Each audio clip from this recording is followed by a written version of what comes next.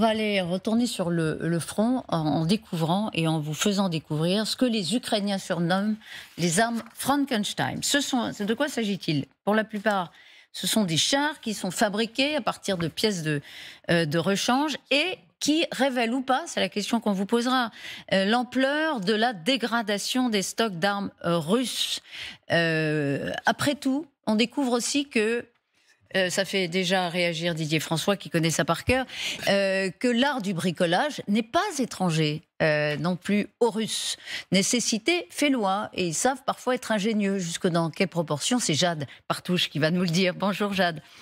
Merci de nous avoir rejoints. Alors les Ukrainiens, eux, qui nous informent sur ces armes, évidemment, ils font, c'est bien une bonne guerre, si je puis dire, du mauvais esprit. C'est-à-dire qu'ils voient ça tout en négatif. Alors, ils ridiculisent ces armes. Ils disent qu'ils les ont même classées. Le moins ridicule, de plus en plus désespéré, le désespoir grandit encore, bizarre ne lui rend pas justice. Ça, ce sont les typologies ukrainiennes. Bon, effectivement, on va essayer d'être un peu plus objectif.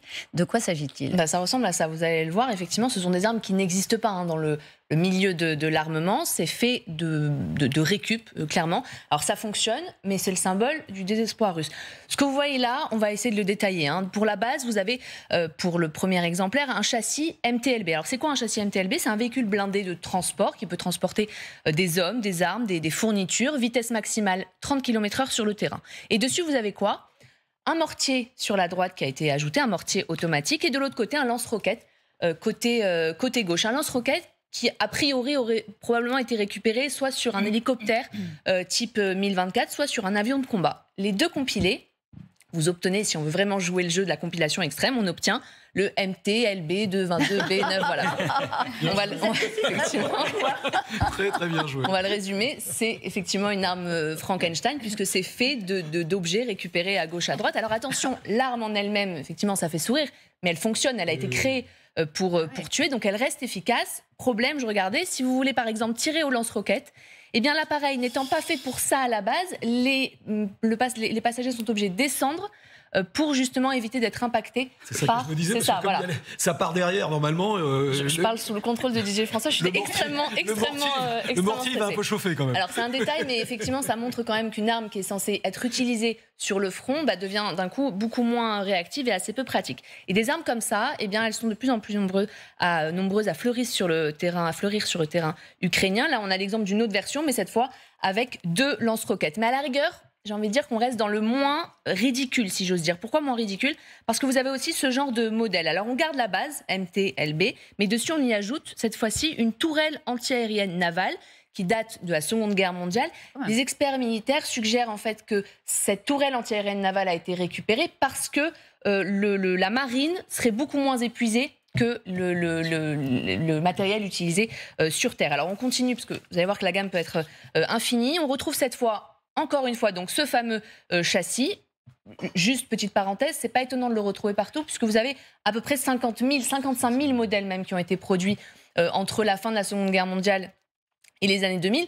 Donc, même les Ukrainiens l'utilisent pour faire de la récup. Donc, on ne va pas non plus trop pointer du doigt les Russes, mais effectivement, on en trouve partout. On retrouve donc encore une fois ce nouveau châssis, cette fois avec des lance-roquettes multiples. Ce sont des lance-roquettes, je regardais, qui sont destinés à la base pour équiper des navires. Là, par exemple... C'est la version originale, on retrouve ce lance-roquette sur un bateau. Je termine avec l'un des mash-up. Donc c'est la partie supérieure, qui a été rajoutée sur le châssis, exactement. Je termine avec l'un des mash-up, si j'ose dire, MTLB arme, qui est alors totalement improbable. Qu'est-ce que vous avez dit? MTLB.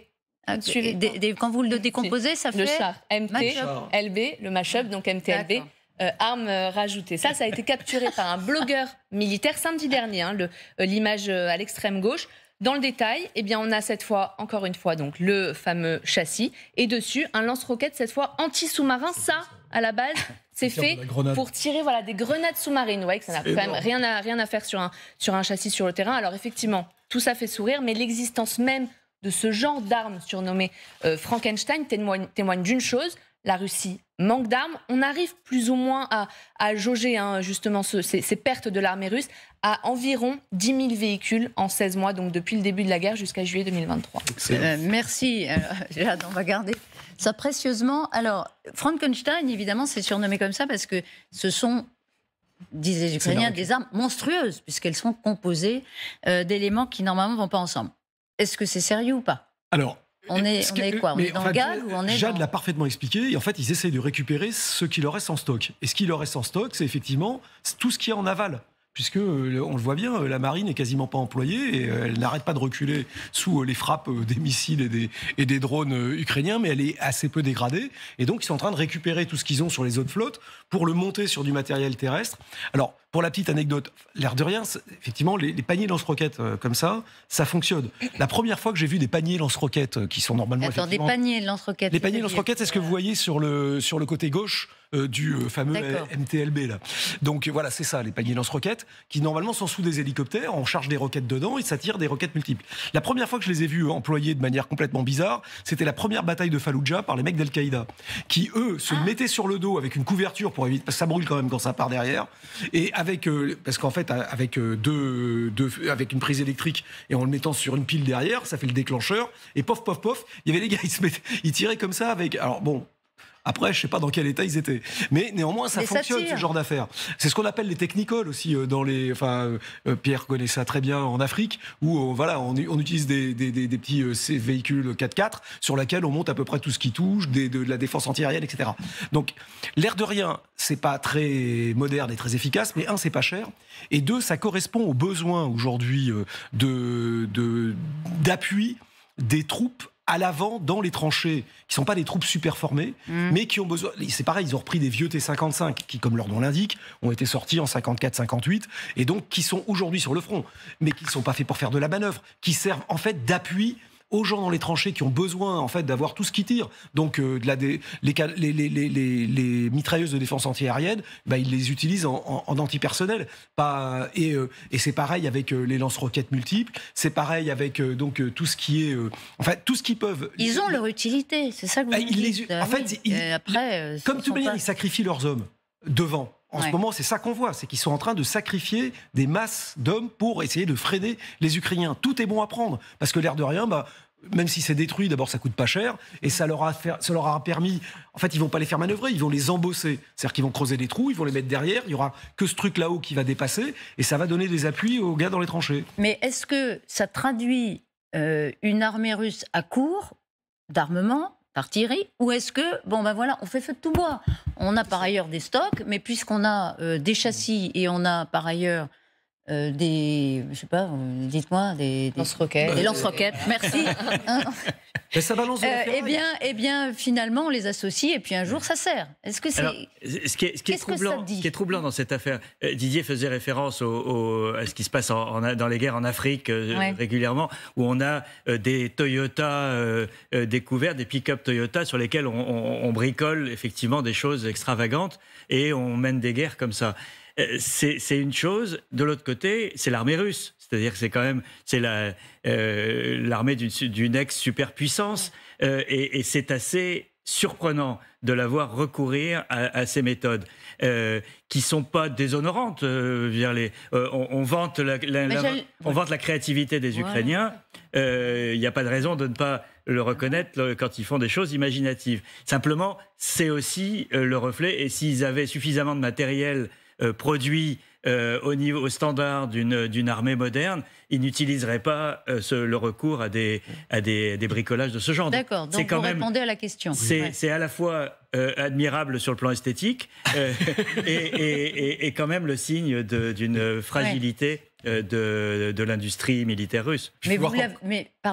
Vous l'avez noté, c'est du point de vue russe, ça vous rassure sur l'ingéniosité, l'agilité quand même de l'armée russe? Bon, l'ingéniosité, c'est pas mauvais en soi, mais après, c'est étonnant pour moi, comme un Russe, de voir à quel point l'armée russe, quand même, n'est pas au niveau que Poutine déclarait depuis des années et des années. Il faut aussi se rappeler qu'on croyait, et Poutine le présentait comme la deuxième armée au monde.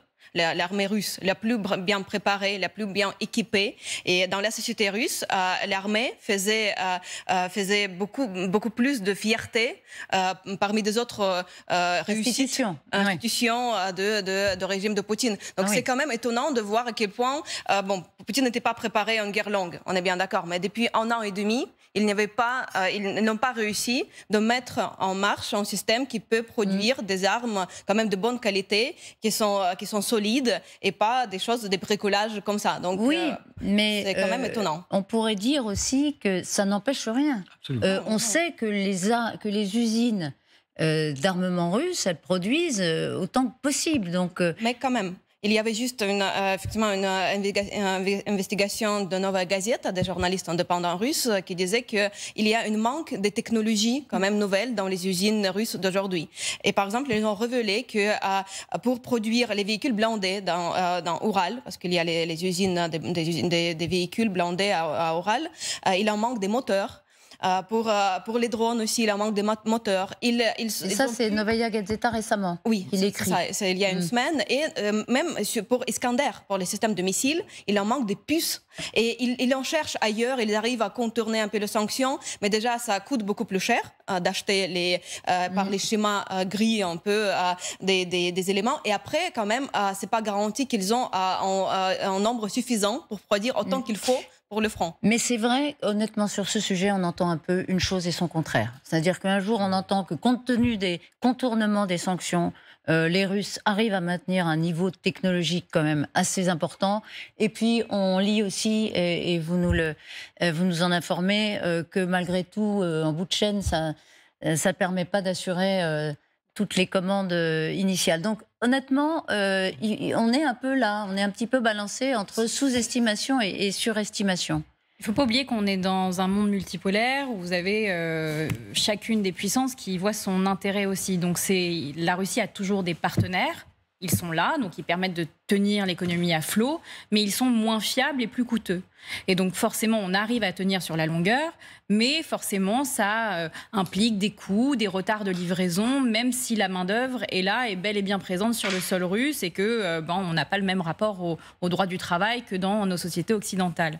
Mais on s'est rendu compte aussi sur le terrain, et ça, c'est le Washington Post qui avait fait cette enquête, en montrant qu'il y avait des microprocesseurs qui venaient de frigos ou de micro-ondes dans les armes russes. Ça, c'était au tout début. Ils ont eu des filières de mais c'est encore le cas. C'est-à-dire que vous avez une enquête de Bloomberg d'il y a à peine 3 semaines qui montre à quel point les sociétés écrans jouent un rôle dans cette livraison de microprocesseurs venant notamment de fournitures, notamment d'Arménie ou d'autres pays frontières à la Russie, qui permettent justement d'avoir ce genre de machines et qui permettent de récolter des microprocesseurs d'un côté ou de l'autre.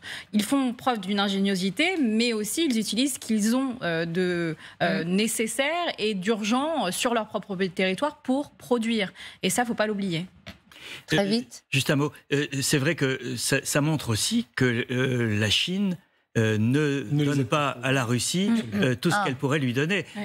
Quand même, le plus grand ami de la Russie, c'est la deuxième puissance économique mondiale qui a aujourd'hui les capacités technologiques d'assurer la relève nécessaire. Elle ne le fait pas parce qu'elle ne veut pas être exposée à des sanctions secondaires. Si les Chinois le faisaient, ils seraient automatiquement soumis à des sanctions. Et l'économie chinoise, qui va déjà mal, ne peut pas le supporter. Donc cette faille-là, elle est intéressante parce qu'elle montre quand même que les pressions internationales parviennent à rendre la vie plus difficile à la Russie.